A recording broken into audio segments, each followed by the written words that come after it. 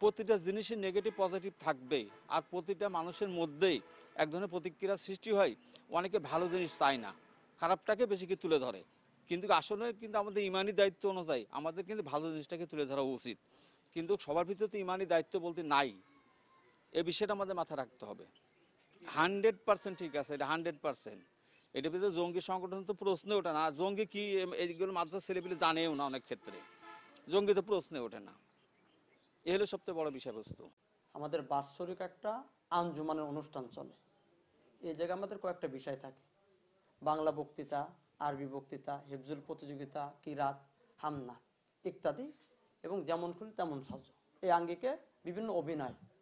এই অভিনয়ের একটা ভিডিও ফুটেজ এটা সামাজিক যোগাযোগ মাধ্যমে বর্তমানে ছড়িয়ে পড়েছে, যেটা ভাইরাল হয়েছে এক কথা। এতে আপনারা যেটা দেখছেন বা শুনছেন বা যারাই ছাড়ছে, এটা সম্পূর্ণ ফ্যাক্ট এবং এটার কোনো অস্তিত্ব নেই। এবং এটা মাত্র ছাত্ররা একটা অভিনয় করেছে, যেটা ছিল সুলা এবং কাঠের তৈরি কস্টিপ দ্বারা পেঁচানো। এবং এটাকে অনেকে যাচাই না করে এটা কি করেছে, অনেকে আপলোড দিয়েছে এবং এগুলো প্রচার প্রসার করতেছে, যার দ্বারা এই মাদ্রাসার অনেক দিক দিয়ে সমস্যার সম্মুখীন হওয়া লাগতেছে। বিশেষ করে মাদ্রাসার যে একটা সম্মান আছে, উস্তাদদের যে একটা সম্মান আছে, এটা হানি হচ্ছে। এই জন্য বলবো, যারা এই ভুল ভ্রান্তি এই সমস্ত কিছু ছড়াচ্ছেন, তারা ফিরে আসবেন, তাদের এই আহ্বান জানায়। আপনারা অবগত আছেন যে বর্তমান ইসরায়েলরা ফিলিস্তিনদের, নিরীহ ফিলিস্তিনদের উপরে আঘাত করতেছে, তারা বোমা বর্ষণ করে মারতেছে। ফিলিস্তিনের কিছু লোক আছেন যারা, আমরা যেমন জুমায় খুতবা দিতে গেলে আবা কাবা পরে, ওনারা জুমার সময় ওই রকম গার্ড নিয়ে তেনারা কি করেন, খুতবা দেন। তো ছাত্ররা ওই জায়গার থেকে ওই জিনিসটা আয়ত্ত করেছে, তাদের ভালো লেগেছে। আসলে এটা কোনো জঙ্গি সংগঠনের কোনো কিছু না। এটা মূলত তারা কি করেছে, ওই দেশের যারা খতিব আছে, ইমাম সাহেব আছেন, যারা জুমা পড়ান, এই জুমা ওনারা ওইভাবে পড়ান, সেই জিনিসটা অভিনয় করে ফুটাতে চেয়েছেন। এবং যে বর্তমান যে নিরীহ ফিলিস্তিনকে মারা হচ্ছে, এটার একটা প্রতিবাদ জানাইছেন।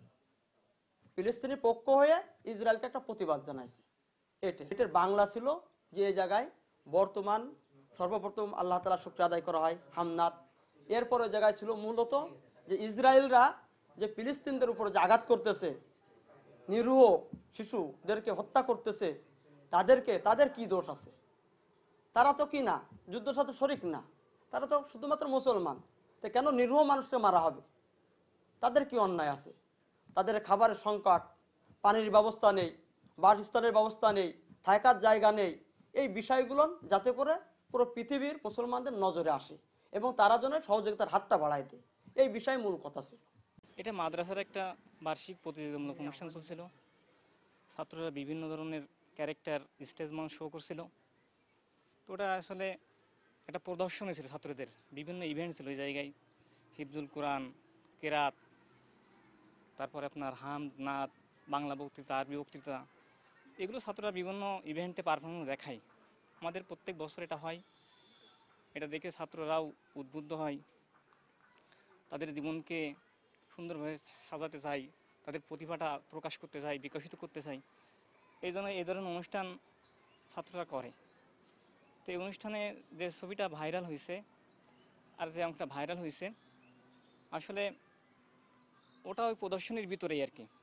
ওটা ডিসপ্লে আকারে ছাত্ররা দেখাচ্ছিল, ছাত্রদের আনন্দ দেওয়ার জন্য, বিনোদন দেওয়ার জন্য বিভিন্ন ক্যারেক্টার সেই জায়গায় তারা ডিসপ্লে করছিল।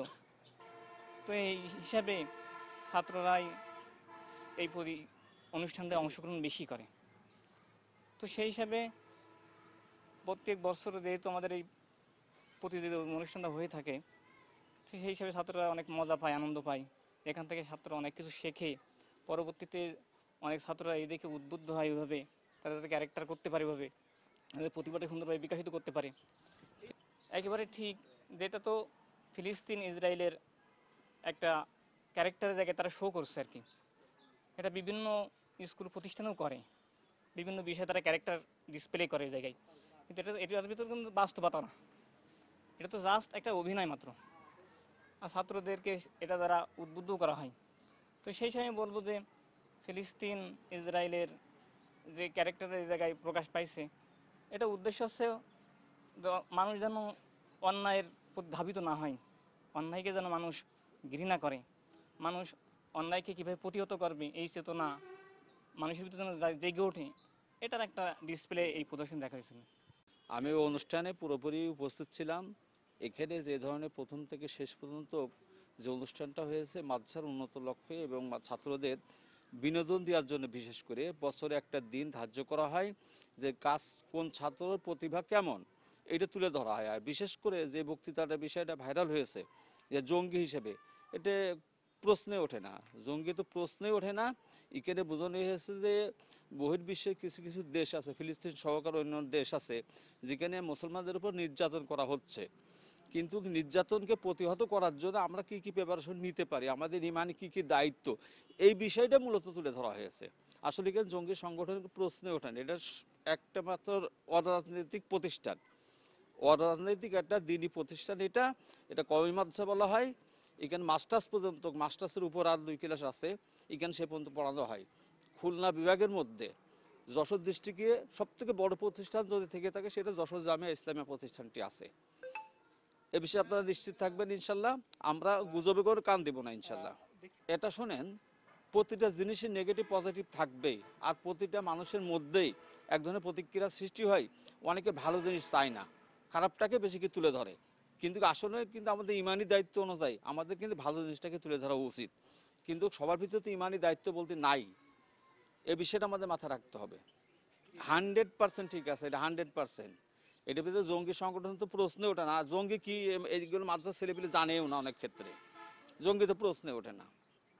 এ হলো সবচেয়ে বড় বিষয়বস্তু। বুঝতে চাচ্ছে যে ফিলিস্তিনি মুসলমানরা যে নির্যাতিত হচ্ছে, তো এই নির্যাতিতটা কেন হচ্ছে? আমাদের ইমানের শক্তি কমে গেছে, তা আমাদের ইমানি শক্তিটা বাড়াইতে হবে। যদি আমাদের দেশের মধ্যেও যদি এই ধরনের কোনো কিছু মুসলমানদের উপরে বা অন্য অন্য ধর্মদের উপরে যদি কোনো অন্য বহির্বিশ্বের বিধর্মীরা এসে যদি আখ্যায়িত করে, আমরা সেটাকে প্রতিহত যাতে করতে পারি সেই ধরনের চেতনা তোমরা রাখো, ছাত্রদেরকে বোঝানো হয়েছে। সে ধরনের মানসিকতা তোমরা তৈরি করো, সে ধরনের ইমানি মজবুতি তোমরা তৈরি করো। এখানে সত্যকারের একটা ধর্মীয় একটা প্রতিষ্ঠান, একদম অরাজনৈতিক একটা প্রতিষ্ঠান।